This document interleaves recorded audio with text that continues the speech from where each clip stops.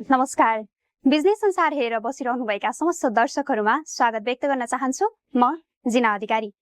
विभिन्न क्षेत्रका व्यवसायीहरूसँग प्रत्यक्ष रूपमा भेटघाट गर्दै जाँदा आज हामी बिर्तामोड स्थित A1 फैन्सी वेयरमा आइपुगेका छौं र यहाँका सञ्चालक हुनुहुन्छ दिनेश श्रेष्ठज्यू। उहाँसँगको प्रत्यक्ष कुराकानीलाई तपाईहरुमाझ जोड्नेछौं। आउनुस् उहाँलाई कार्यक्रममा स्वागत गरौं। नमस्कार, स्वागत छ यहाँलाई कार्यक्रममा। यहाँको शुभ नाम? मेरो नाम दिनेश श्रेष्ठ। दिनेश श्रेष्ठ, यहाँको घर कहाँ पर्यो? मेरो घर यही बिर्तामोड 5 हो। यही। अनि A1 फ्यासन पसल खोलेर बसिरहनु भएको छ हैन? कहिलेदेखि चाहिँ यो पसल सुरुवात गर्नु भएको हो यहाँहरु? मैले यो A1 फ्यासन चाहिँ मैले 2070 सालदेखि सुरु गरेको थिएँ। 70 सालबाट? हजुर। अनि कति लगानीमा चाहिँ सञ्चालन गर्नुभयो? मैले यो सुरुमा लगानी गर्दाखेरि चाहिँ लगभग 17-18 लाख जति मैले लगानी गरेँ सुरुमा। यो मैले दोकान मेरो थिएन, मैले अर्कैकोबाट पसल किनेको। यो माथि थियो, यो घरभन्दा माथि थियो, पहिला वरपर माथि थियो। मैले पुरानो दोकान किनेँ, त्यसपछि दोकान किनिसकेपछि अरू मैले 5 लाख जति फाल्टो लगानी गरेर चाहिँ पसल सुरु गरेको। गर्दा अहिले कति पुग्यो? अब अहिले त लगानी लगभग 30-32 लाख पुग्यो होला लगानी गर्दै जाँदाखेरि। अब थप्दै जानु पर्यो। हस्तो के सामानहरू पाउँछ? कपडा, लेडिज जेन्ट्स सबैको लागि? पहिला चाहिँ मैले लेडिज जेन्ट्स बच्चा अनि फुटवेयरहरू पनि राखेको थिएँ पहिला चाहिँ माथि हुँदाखेरि। अनि पछि त्यो धेरै भेराइटी भएपछि चाहिँ अब त्यसलाई चाहिँ मेल पुर्याउन अलिकति गाह्रो पनि भयो होइन। अनि यो धेरै भेराइटीमा थोरै राख्नुभन्दा बरु थोरै चिजमा फोकस गर्ने भनेर मैले बच्चाको अनि जुत्ता चप्पलहरू सबै छोडिदिएर अहिले चाहिँ लेडिज र जेन्ट्स वेयर मात्रै राखेको छु मैले। जस्तो तपाईले यो कपडा व्यवसाय नै गर्छु भनेर चाहिँ कसरी मानसिकता निर्माण गर्नुभयो? अहिलेको समयमा प्राय मान्छेहरू चाहिँ नेपालमा काम गर्ने वातावरण छैन भनेर चाहिँ विदेशी नै मात्रै छन् प्राय जसो होइन। तपाईले चाहिँ नेपालमै बसेर आफैले व्यवसाय सञ्चालन गरेर बस्छु भन्ने चाहिँ मानसिकता कसरी निर्माण गर्नुभयो?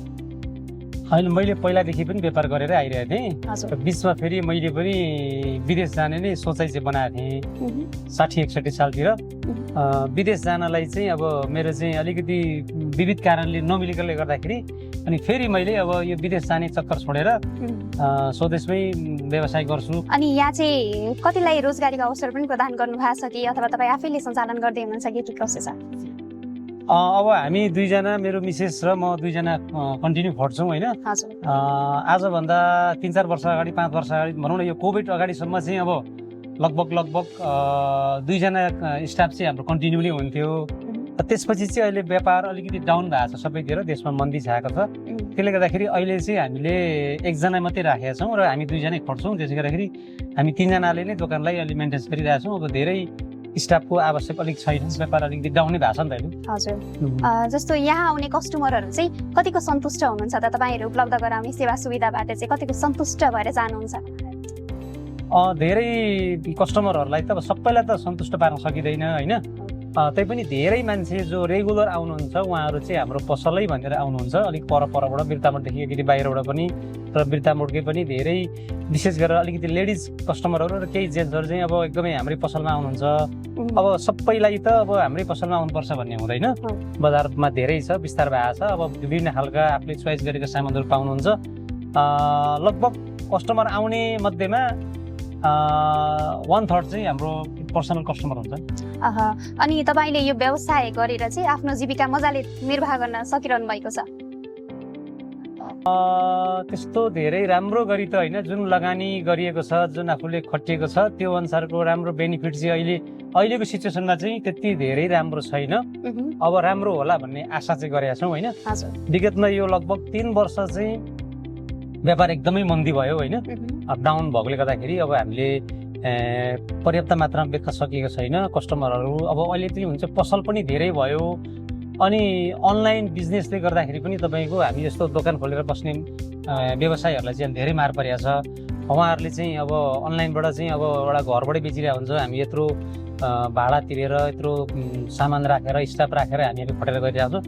त्यो कोभिड पछि चाहिँ अनलाइन व्यवसायले गर्दा यस्तो व्यवसायहरूलाई चाहिँ अलिकति मार परेको छ।